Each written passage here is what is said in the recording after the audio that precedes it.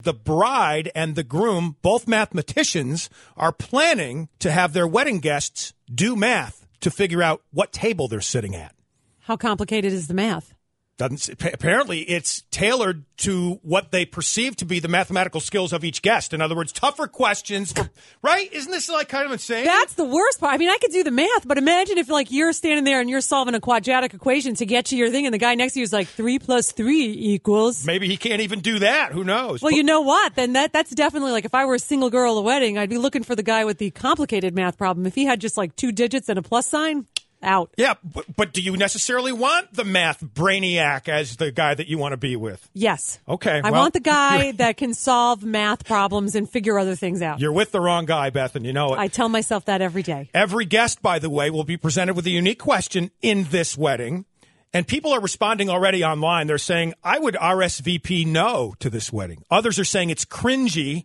And somebody else said, quote, it's a great way to make sure each of your guests feel either inadequate or insulted. But you know what? Here's the thing. You're just going to do what everybody else does, and that you're going to use your phone. So who cares? Just hold up Siri and be like, Siri, what's 2 - 3?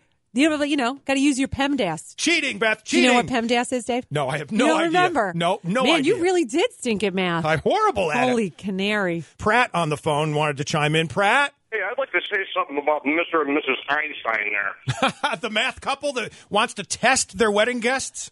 Yeah. If I got invited to a wedding like that, you know what I tell them?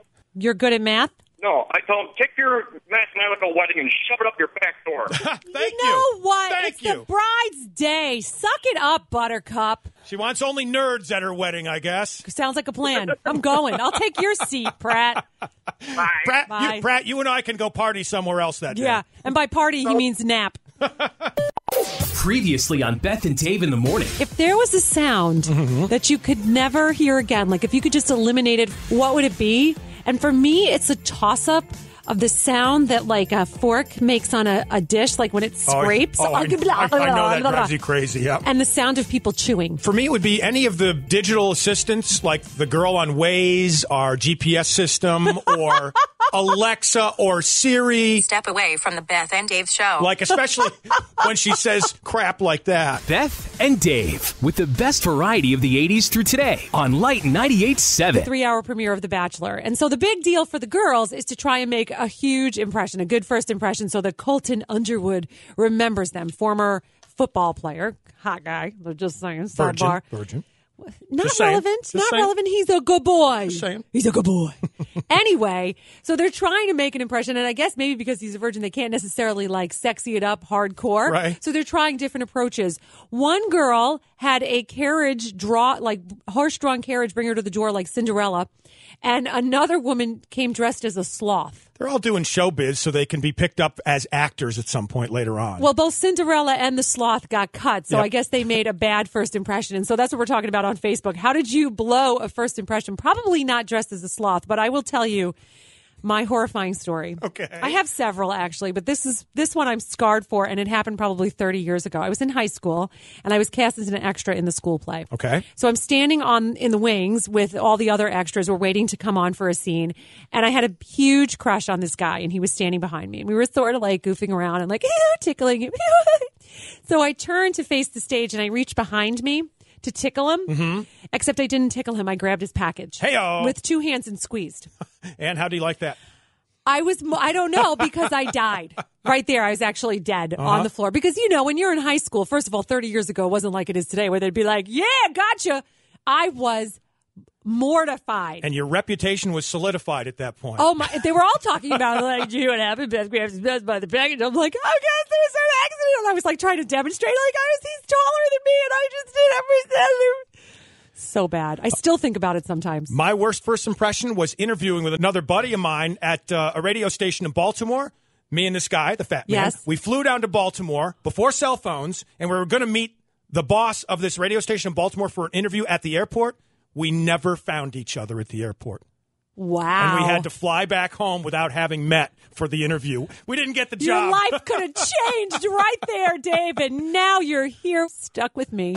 It's time for Your Mom Must Be So Proud. Morons. Dummy. Idiot. I'm not a smart man. With Beth and Dave in the morning on Lite 98.7. His name is Robert Arroyo. He's 33, and police are still on the lookout for him because he was on the front porch of the Dungan family when they were out of town this past weekend, licking their doorbell. What? Licking their doorbell. First of all, 3 hours outside. Yes. Committed to anything short of ice fishing. Well, he did steal some extension cords off the porch, so I guess he had either another motive or he saw those at the end of his licking experience. Oh, hey, I'll take those too. What could be the logic behind that? I mean, you could get your own doorbell. Right. Let's say you think you're going to commit a crime, so you're like, well, maybe if I put a little spit on the doorbell thingy camera, they won't be able to identify me. I mean, you see that in caper heist types of movies where they put hairspray or something on the cameras. Yeah, maybe that was you thinking the spit.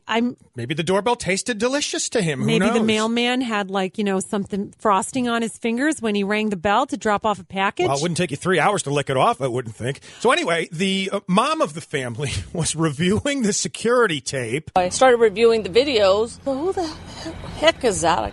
This just kind of reinforces how important it is to have security within your home. You think? And then some of the neighbors were canvassed about the whole thing. I thought I'd seen it all, but now this takes a cake. Never have we seen anything like this. Never. Pretty creepy stuff. Comical in a sense, but still, we need to keep our eyes open, make sure it's nothing more than that. Oh, boy. That is just weird. A little bit.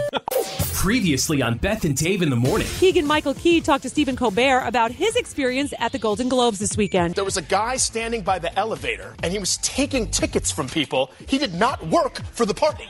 I need your tickets and your tickets and your tickets and your... Thank you. Then we all get on the elevator, go upstairs, and then I find out the next day that half these people are just like, well, I had a ticket downstairs. There's no interest in this party without a ticket. I had a ticket! Which goes to show you, if you do something with authority, people will 100% believe you. We fool people every day here on this show. Beth and Dave. Ma'am, I need to collect your ticket before you get on the elevator.